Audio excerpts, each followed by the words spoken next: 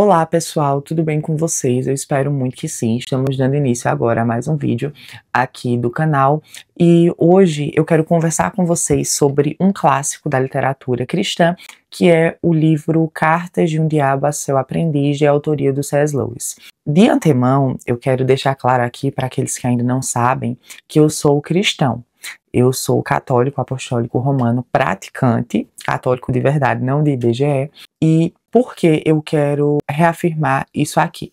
Justamente porque, devido ao fato de se tratar de um livro com um forte viés cristão, de um livro cristão, na realidade, então, ainda que eu vá falar de certos aspectos literários da obra no geral, é impossível que eu faça isso sem também abordar a questão do cristianismo aqui e as questões referentes à minha fé e também ao conhecimento teológico como um todo, até porque, para quem não sabe, eu também estou me graduando em teologia com ênfase na doutrina católica. Sendo assim, estejam avisados que eu vou falar da obra como um todo e, evidentemente, não é porque o livro ele é um livro com esse viés cristão e destinado aos cristãos que ele também não tenha nada a acrescentar a quem não é cristão, tá certo? Mas é isso. Tendo deixado claro para vocês essa situação, vamos começar a falar da obra.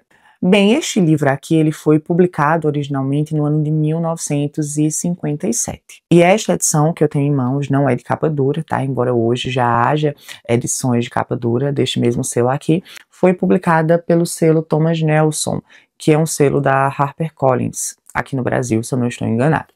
Mas enfim, e o autor é justamente o C.S. Lewis, que é o mesmo autor das Crônicas de Nárnia, e um autor muito importante, tanto no mundo da fantasia, quando a gente pensa nas próprias Crônicas de Nárnia, mas também dentro da teologia cristã. C.S. Lewis era um anglicano e ele deixou diversos escritos bastante valiosos, tanto para os cristãos de viés anglicano, como para os cristãos no geral, porque ele realmente era um escritor cristão bastante perspicaz, principalmente em relação a abordar diversos assuntos, e isso fica provado aqui no Cartas de um Diabo a Seu Aprendiz.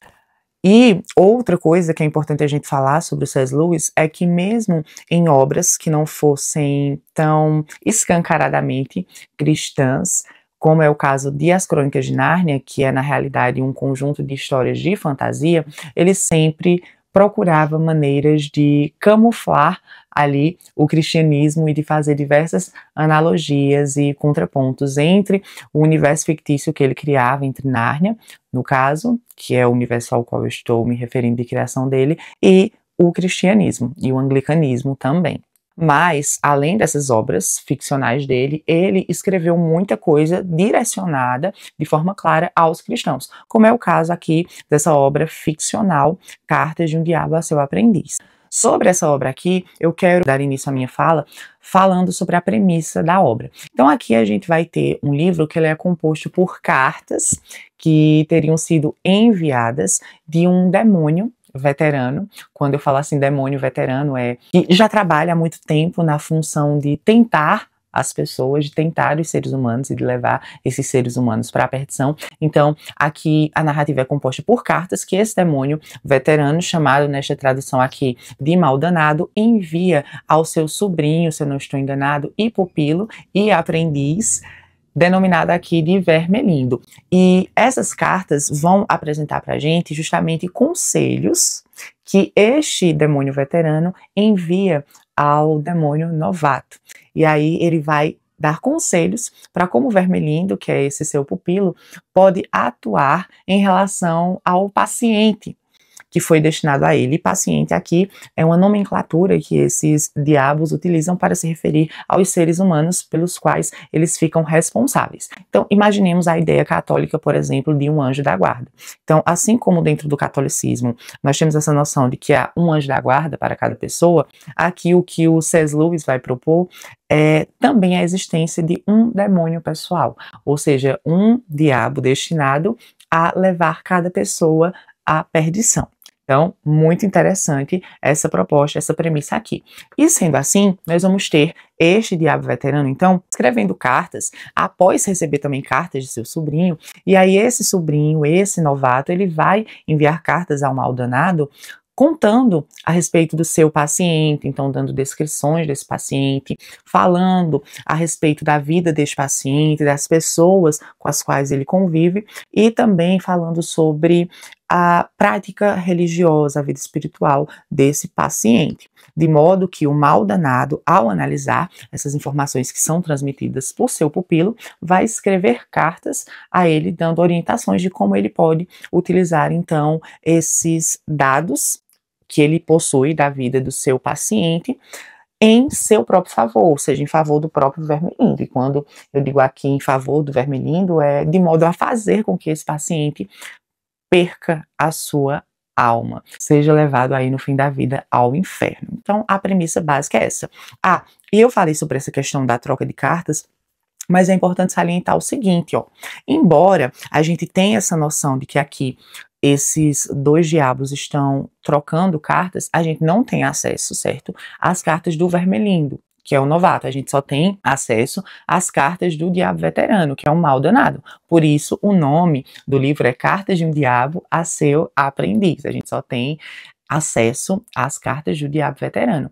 Porém, como eles estão nessa troca de cartas, e a troca de cartas não deixa de ser um diálogo, porque as cartas desse veterano são em resposta às cartas que ele recebeu do novato. Então, ainda que a gente não leia e não tenha acesso às cartas do novato, à medida que a gente vai lendo essas cartas que o veterano envia como resposta, a gente vai pegando ali o que foi que o novato enviou para ele na carta anterior, porque ele vai fazendo referências às cartas que ele recebeu, que não são mostradas aqui, mas que ele recebeu dentro desse universo ficcional. Então, por exemplo, ele vai dizer assim, o maldanado, na última carta que você me enviou, você me relatou tal e tal coisa.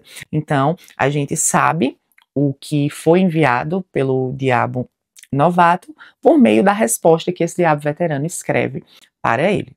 E sobre termos aqui é bastante curioso, porque da mesma forma que eu mencionei que esse termo paciente é empregado para se referir ao ser humano por cuja perdição um determinado demônio é responsável, o termo inimigo aqui também, neste livro, é utilizado para se referir a Deus.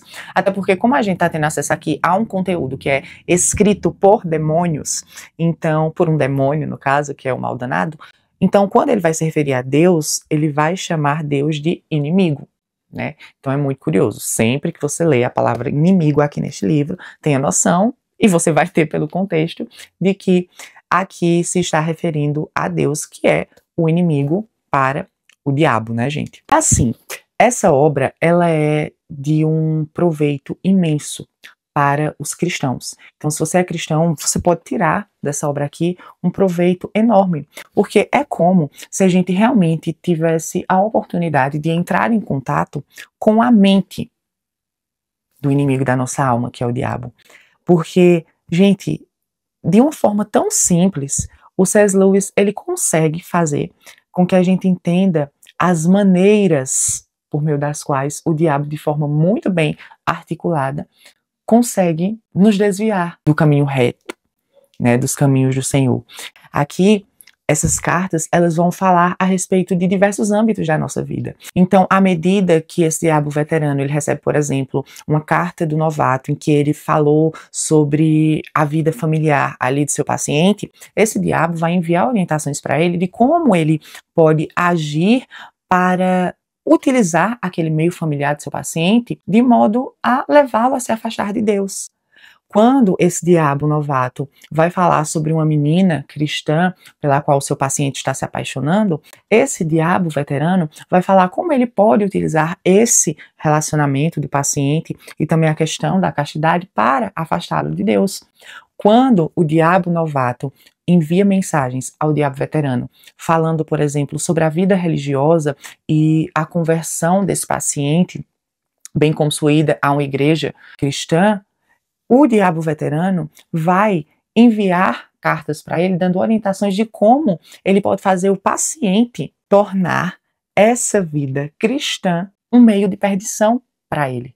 E aí, fazendo a leitura dessa obra, a gente consegue até mesmo compreender como o inimigo ele é capaz de usar coisas que a gente enxerga e acredita como sendo boas para nos mover ao mal.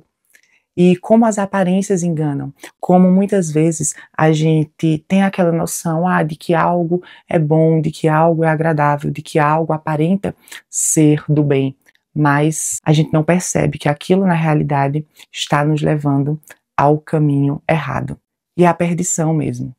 E outras questões importantes também são apresentadas aqui no livro. Nele a gente vai conseguir refletir sobre a perversão da sociedade, a perversão dos bons costumes, a destruição da razão, das belas artes, e como tudo isso faz parte de uma estratégia maior que tem como intuito principal a destruição e a perdição da alma humana. Então, a gente consegue de forma clara perceber como os demônios, eles atuam no âmbito familiar, no âmbito social e mesmo no âmbito religioso e dentro do próprio cristianismo, dentro da vida cristã, até porque esse é o foco principal deles, é a atuação dentro da vida do cristão.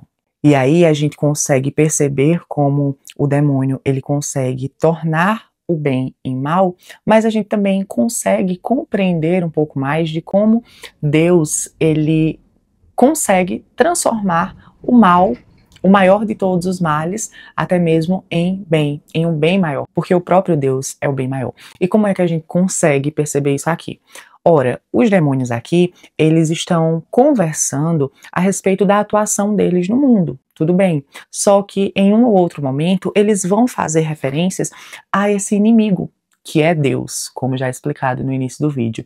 E aí, quando eles vão falar, quando eles vão conversar a respeito desse inimigo que é Deus, o maldanado, que é quem escreve as cartas aqui, ele vai falar sobre estratégias desse Deus. Então aqui a gente conhece estratégias do demônio para nos levar para a perdição, mas eles também vão fazer alusões e contrapontos em determinado momento a estratégias e entre estratégias do mal e estratégias de Deus. Então, enquanto eles, como demônios, fazem determinada coisa, Deus, né, o inimigo para eles aqui, faz determinada outra coisa, atua dessa outra forma em relação a essa mesma situação, em relação a esse mesmo âmbito da vida do ser humano. Então, é uma coisa, assim, fascinante. E eu acho que uma das coisas que mais me chamou a atenção nesse livro do C.S. Lewis foi justamente o fato de ele conseguir de uma maneira tão simples, minha gente, simples mesmo, abordar conceitos teológicos que são, de forma geral, bastante complexos. Aqui a gente consegue compreender noções como de eternidade. Quando eu falo compreender, assim, claro, dentro da visão limitada que nós seres humanos temos, né? Porque nós estamos longe de entender o que é eternidade. Mas dentro do que a nossa razão consegue abarcar, aqui ele vai apresentar essa definição de eternidade de forma simples. Ele vai falar sobre a questão do livre-arbítrio, da natureza do mal, da natureza do bem. Ele vai falar sobre a temporalidade e como o tempo presente dentre os três, né, passado, presente e futuro, é o que mais se assemelha àquilo que a gente consegue abarcar na nossa mente pela razão, como sendo a eternidade futura que nos aguarda, vai conseguir dar pra gente essa noção do que é a salvação a partir da concepção do cristianismo. E tudo isso, volto a dizer, de forma muito simples, muito, muito simples. E só voltando um pouco em algo que eu comentei aqui, já perto do finalzinho do vídeo, lembrem que eu disse que o demônio ele atua pervertendo as coisas. E entre essas coisas estão a família,